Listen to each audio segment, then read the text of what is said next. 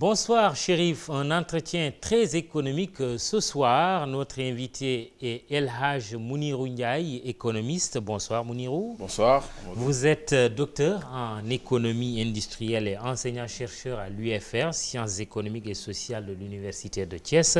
Votre dernier livre que j'ai là, entre les mains, Économie du Sénégal, revue analytique transversale, préfacée par Ndongo Samba Sylla, votre collègue, paru à l'Harmattan, Sénégal. Le Sénégal classé d'abord par le Doing Business au 146e rang sur 190, passant pour la première fois sous la barre de 150. Faut-il s'en réjouir? Je pense que le Sénégal a fait d'importants efforts à ce niveau-là, parce que nous avons gagné 10 places en 2015. Nous venons d'en gagner en 2014 du moins, en l'espace de 2 ans, nous venons d'en gagner 14, plus de 14 places, parce qu'on était à la 161e place. Là, tout dernier, 153. 153 et 147. Je pense que le Sénégal gagne des galons. Moi, ce que je dis à ce niveau-là, c'est que si vous n'êtes pas dans les 75 premiers, ça n'est pas la peine. L'objectif, c'est le top 100. Le top 100, oui. Même dans le top 100, oui. Il faut être dans les 75 premiers ou les 80 premiers pour que ça ait des retombées significatives. Il ne faut pas crier victoire. Il ne faut pas crier victoire avec ça. Il faut continuer à cravacher, il faut continuer à travailler, à assainir le climat des affaires sans faire trop de bruit. Il y a des pays qui sont mieux classés que nous et qui ne s'en sortent pas. Il y a des pays qui sont très mal placés dans le doing business comme le Vietnam. Et ce sont des pays qui ont de bons résultats sur le plan économique. Le doing business n'est pas une panacée. Ce n'est pas une panacée, c'est juste des gens. Hein. Au Sénégal, on aurait pu avoir des économistes qui créent leurs propres indicateurs et qui classent les pays selon leur entendement. C'est juste des critères, un certain nombre de principes qui sont mis en avant, des indicateurs, des grandeurs macroéconomiques qui sont utilisés, des efforts en termes de gouvernance, des efforts en termes de transparence qui sont regroupés maintenant pour donner des cotes, donner des points et classer les pays. Ça aurait pu être fait par quelqu'un d'autre. Il y a même certains États qui se font des publics reportages et qui gagnent des points sur la base peut-être de la corruption ou bien quelque chose comme ça. Donc on ne peut pas aujourd'hui nous focaliser sur ces classements-là qui, cette année, peut nous donner bonne satisfaction et l'année prochaine nous relègue dans des positions. Qu'est-ce qu'on va dire à ce moment-là? Parce que c'est des classements qui sont très changeants. L'économie du Sénégal, revue analytique et transversale, c'est votre ouvrage. Dès l'introduction, vous écrivez « Il est reconnu que les plans et programmes n'ont pas été le maillon faible de l'économie sénégalaise depuis 1960. L'heure aujourd'hui est au plan Sénégal émergent. » C'est quoi alors le problème pour le Sénégal? Qu'est-ce qui empêche ce pays de décoller économiquement? C'est d'abord la volonté au niveau de l'État. Je pense que le conseil qui nous a été donné tout le temps, c'est quoi? C'est la bonne gouvernance. Que ce soit les plans de la Banque mondiale, le Doing Business, le PNUD, tous ces classements-là, ça ne doit pas être focalisé ou bien canaliser l'essentiel de nos efforts. Il faut être juste. Il faut être juste, il faut être transparent. Je ne pense pas que la méthode qui est utilisée pour tout simplement montrer qu'au Sénégal, le régime actuel est en train de travailler n'est pas une très bonne méthode. Nous savons que le régime travaille. Et j'ai même dit qu'il méritait un second mandat. Il n'y a pas de souci. Mais il faudrait quand même passer par les bons canaux, faire les ruptures qu'il faut faire. Si vous regardez par exemple comment la télévision nationale fonctionne, vous voyez qu'il y a beaucoup de ruptures attendues qui n'ont pas été opérées, qui font que donc aujourd'hui, on peut être en retard par rapport à l'exécution de tous ces programmes-là. Mais pour ce qui nous concerne actuellement, le plan Sénégal émergent, ce n'est pas moi qui ai du moins été le premier à critiquer le plan, la manière dont ce plan-là a été concocté. Il y avait un éminent économiste, Samir Amin. Il y avait Alioune Sall, le président des futurs africains. Il y avait le professeur Moustapha Kassé, qui est mon professeur, qui m'a enseigné l'économie à l'Université de Dakar.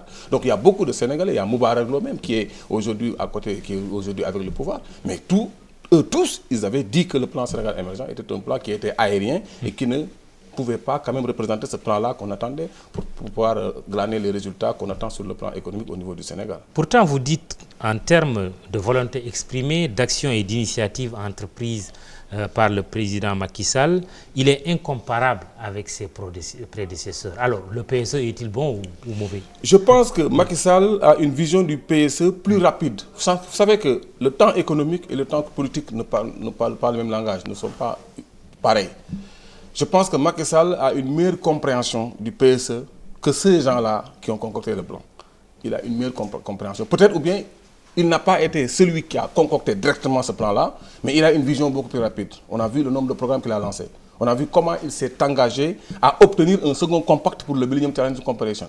On a vu comment il s'est engagé pour la finition le bouclage des travaux infrastructurels. On a vu comment il a tensé Saoudi Ben Laden Group pour la livraison de l'aéroport international Blaise Diagne. Je pense que donc c'est un président qui, en termes de volonté exprimée, en termes d'actes posés, est inégalable. C'est-à-dire c'est un président qui est vraiment largement au-devant de ses prédécesseurs en termes de volonté exprimée. Sur les résultats, on y reviendra peut-être. Oui, les résultats. Bon, sur les résultats, j'ai dans un chapitre, le deuxième chapitre, j'ai dit éléments de bilan et de perspective à mi-parcours. Éléments de bilan et de perspective. Donc ce dont on se rend compte au niveau de l'économie sénégalaise, c'est que, pour dire la vérité, il y a une amélioration tendancielle qui, aujourd'hui, est en train d'être fait. Même si l'économie passe de base très faible, comme l'a si bien donc rappelé M. Ndongo Sylla, le préfacier, que je remercie au passage, qui a vraiment éclairé beaucoup de choses dans cet ouvrage-là. L'économie sénégalaise, quand même, est une économie qui est aujourd'hui, quand même, très faible sur le plan des fondamentaux, macroéconomiques et tout, mais il y a une amélioration. Si vous regardez bien, au départ, qu'est-ce qui s'est passé? On est passé d'une croissance économique de 3,7% en 2012. En ce moment-là, ayant compris le rôle de l'agriculture dans l'économie, le gouvernement avait fourni une subvention de 34 milliards au monde rural. 83 milliards de francs CFA ont été dépensés pour les semences, pour essayer d'alléger un peu le coût de la vie et tout ça. Ce qui fait que donc, aujourd'hui, depuis 2012, l'inflation a été maintenue sur la base de 2%, qui est loin des 3% de plafond fixés par l'UEMOA. Nous sommes un bon élève en tant que pays de l'UEMOA sur le plan de l'inflation. Mais quand on réfléchit sur la question, on s'est rendu compte que dès 2013, le taux de croissance a reviré. C'est-à-dire qu'il y a un revirement de croissance économique. On est passé d'un taux de croissance de 3,7% à un peu moins de 3% en 2006, ce qui avait créé une polémique au niveau entre l'État et les services de la statistique. Donc ce qui fait que donc, ce qui s'est passé, c'est qu'il y avait un sacrifice. Vous savez qu'en économie, il y a un compromis entre l'inflation et la croissance. Si vous voulez mettre l'accent sur la réduction de l'inflation, vous sacrifiez le PIB en volume. Ce qui fait que donc le taux de croissance peut être faible. Mais il faudrait aller regarder maintenant là où les améliorations ont été obtenues, sur le coût de la vie, la baisse des prix du loyer, le coût de la vie, la maîtrise de l'inflation, moins 1,1% d'inflation en 2014. Tout ça a fait que donc, même si le PIB en volume n'a pas beaucoup cru, du point de vue des populations, du point de vue des retombées socio-économiques, on a vu que quand même il y a eu des améliorations au niveau du pays. Analysant les axes fondamentaux du PSE, vous soulignez que les manuels d'économie indiquent en général que l'émergence économique s'adosse d'abord à des taux de croissance, vous en parliez, et un revenu par tête en forte croissance, et se matérialise ensuite par une situation dans laquelle un pays fait l'objet de flux commerciaux internationaux significatifs. Fin de citation. Vous donnez l'exemple du Brésil et de l'Inde. Le Sénégal est-il dans le bon axe? Bon, sur la vague qui a été donc déterminé par de grands économistes tels que Laurence Daziano dans son manuel, il y a la nouvelle vague en 2014, c'était Benivem. Ils ont parlé de Bangladesh, Éthiopie, Nigeria, Indonésie, Vietnam et Mexique. Le Sénégal n'en faisait pas partie. Donc, maintenant, ce qui se passe, c'est que l'Inde s'est distinguée sur le plan international par son expérience et son grand potentiel en matière de volaille, de charcuterie, de produits que nous aimons au Sénégal. Le Brésil s'est distingué sur le café, la canne à sucre, le soja. Aujourd'hui, quel est le produit sénégalais qui, si le Sénégal arrêtait de vendre ça sur le plan international, allait créer des bouleversements sur le plan international? L'émergence, c'est quand on vous dira le phosphate, on vous dira l'arachide, non? Le phosphate aurait été quand même un produit fortement profitable pour le Sénégal s'il y avait une mainmise suffisante des forces économiques du Sénégal sur ces produits-là. C'est pourquoi beaucoup de pays qui ont le pétrole aujourd'hui ne sont pas des pays émergents. On a parlé de Gabon émergent, c'est un pays qui est pétrolier. Le Nigeria a raté la vague des années 2000, il a été inscrit dans la vague des années 2010, mais aujourd'hui le Nigeria est en train de reculer. Les gens sont en train d'enlever le Nigeria, même et l'Afrique du Sud, même sur la liste des pays qui sont sur la voie de l'émergence. Il y a de nouveaux pays qui pointent à l'horizon, donc tout ceci repose sur des relances sociopolitiques. Le Nigeria a eu des problèmes, l'Afrique du Sud également a eu des problèmes avec la xénophobie, avec un climat des affaires qui s'est un peu affaissé, mais c'est vraiment ça qui se passe sur le plan international. L'arachide, non? Bon, l'arachide également, c'est dans le même siège. Parce que nous, le problème que nous avons avec le PSE, c'est un plan qui nous parle de tonnes, milliards. L'aspect qualitatif n'est pas pris en charge. Mégawatts. Quand on parle d'énergie, quand on parle d'agriculture, il faut allier qualité et quantité. Aujourd'hui, vous ne pouvez pas quand même, quand les APE seront mis en vigueur en 2019, vous ne pouvez pas quand même ouvrir vos frontières avec de l'oignon venant de Belgique ou bien d'Espagne et faire la concurrence avec l'Union sénégalaise qui pourrit avec des pesticides au bout de 2 semaines. Donc il faudrait financer en même temps la qualité. Sur le riz également, c'est pareil. Vous ne pouvez pas imposer aux Sénégalais aujourd'hui, quand les exportations et les importations seront fluidifiées et qu'il y ait réciprocité des échanges commerciaux entre l'Europe, vous ne pouvez pas empêcher aux Sénégalais quand même de vendre le produit qui leur permet de sauvegarder leur santé. Donc je pense que tout de suite, il faudrait que le gouvernement quand même œuvre à ce que, même si on parle de milliards de quantités et tout, que l'on mette la qualité sur l'ensemble des produits que nous commercialisons. Parlant de produits, on s'aperçoit que le Sénégal a des ressources et dans votre livre, vous en parlez beaucoup. Le phosphate, on en parlait, mais le pétrole et le gaz vont arriver, en tout cas, c'est ce qui est attendu.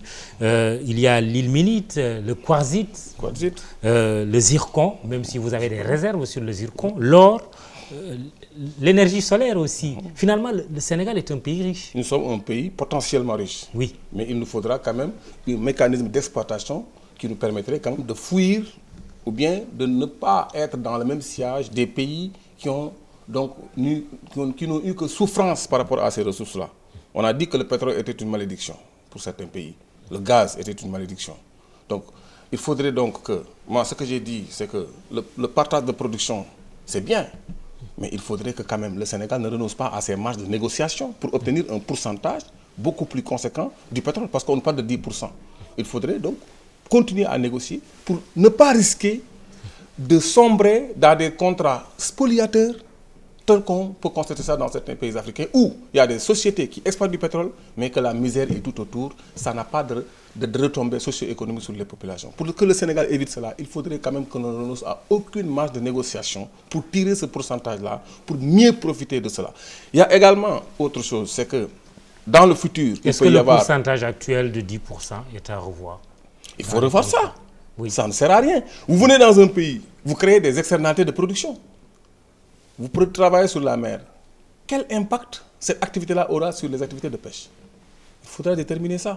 Quel impact cela aura sur la santé des populations et qui va faire nécessiter peut-être l'apparition de nouvelles maladies? On ne sait pas. Il faudrait que le Sénégal dirige ces mêmes enquêtes contingentes environnementales pour tout simplement dire voilà ce dont l'obtention minimale, c'est-à-dire des retombées minimales, dont la non-obtention va tout simplement faire de ce jeu de pétrole un jeu qui n'en vaudra pas la chandelle. Mounir Ndiaye, vous préconisez un horizon plus réduit dans la mise en œuvre du PSE qui se projette sur 2035 et vous sonnez surtout l'alerte en ce qui concerne le rythme d'endettement, surtout auprès d'institutions privées à la place des financements concessionnels des bailleurs traditionnels. Pourquoi vous le dites?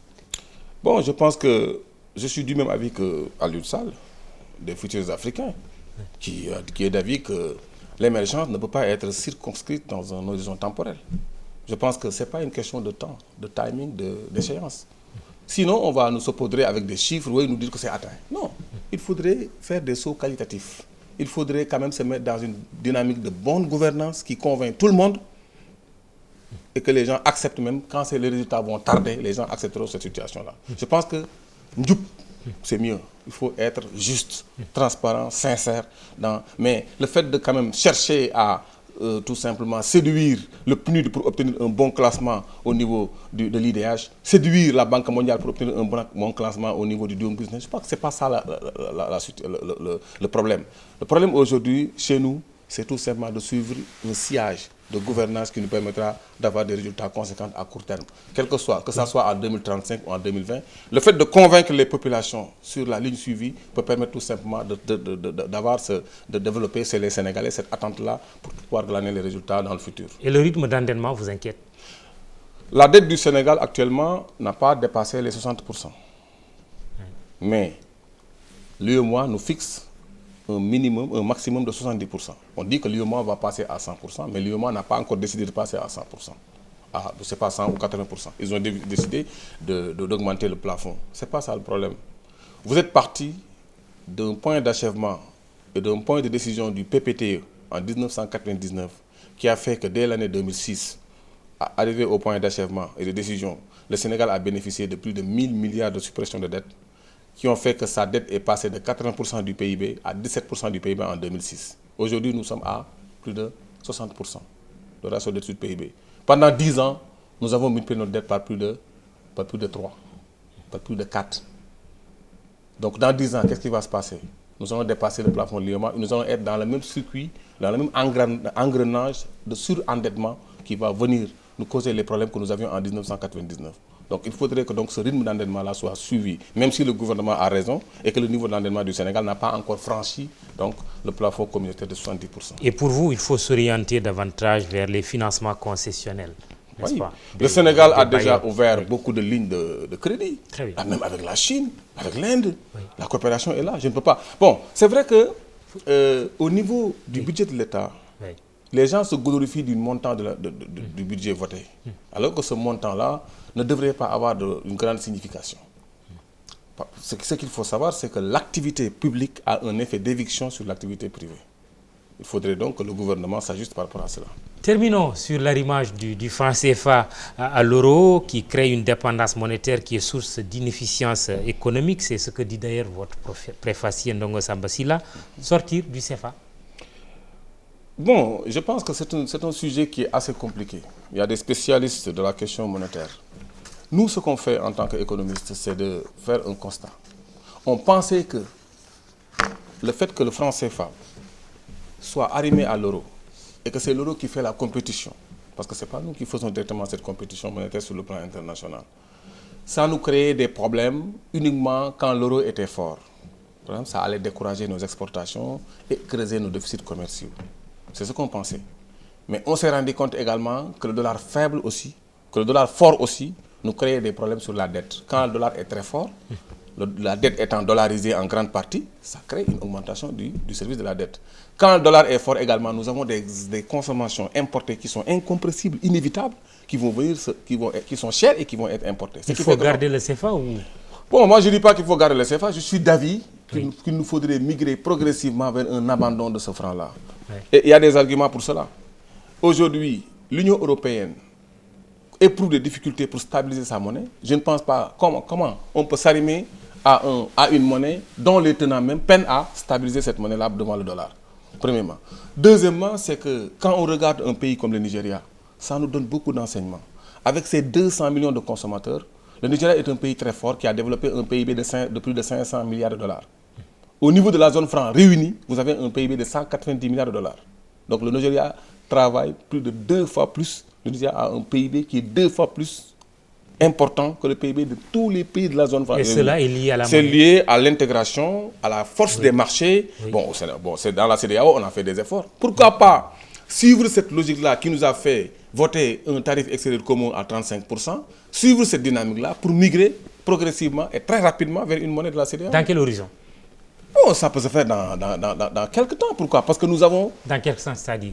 Bon, moi je pense que dans les 2 ou 3 ans, c'est possible. Bon, on avait prévu ça pour 2015, mais ça peut être possible pour 2020, Inch'Allah. Merci Mounir Ndiaye, économiste. Il est l'auteur de ce livre, Économie du Sénégal, revue analytique et transversale.